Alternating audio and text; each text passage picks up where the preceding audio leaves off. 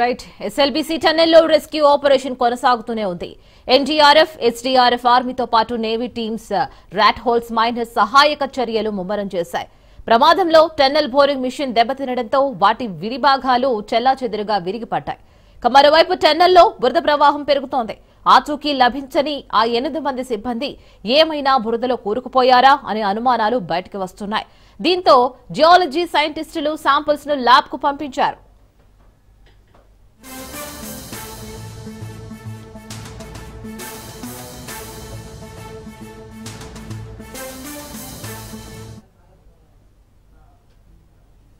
దీని మీద మరిన్ని అప్డేట్స్ మా ప్రతినిధి సాగర్ అందిస్తారు.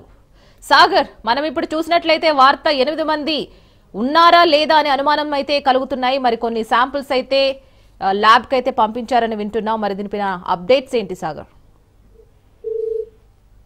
ఎస్ఎల్బీసీ టనెల్ కూడా ఇప్పటికే 3 రోజులు గడిచిపోయింది. దీనికి సంబంధించి పంపించి కూడా ఆచూకీ కోసం వైపు రెస్క్యూ బృందాలు అయితే గాలింపు చర్యలను అయితే మరింత ముమ్మరం చేస్తాయి. ఇప్పటికే 600 మంది సిబ్బందికి పైగా కూడా లోపలికి వెళ్ళినట్టుగా కూడా తెలుస్తుంది.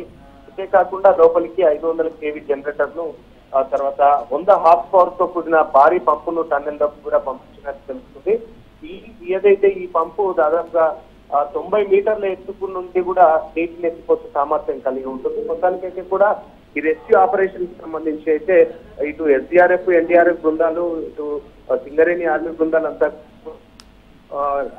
అన్ని బృందాలన్నీ కూడా ఒకసారిగా కూడా ఉత్కంఠభరితంగా లోపల రెస్క్యూని అయితే నిర్వహిస్తున్న పరిస్థితి. ఇప్పటికే ఆ బురద వాటర్ అయితే బయటికి తీసేస్తున్న పరిస్థితి కూడా కనిపిస్తుంది. మొత్తానికైతే కూడా ఈ రోజు మధ్యాహ్నం సాయంత్రం వరకు కొలిక్కొచ్చే అవకాశం కూడా కనిపిస్తుంది. Right Sagar, thank you.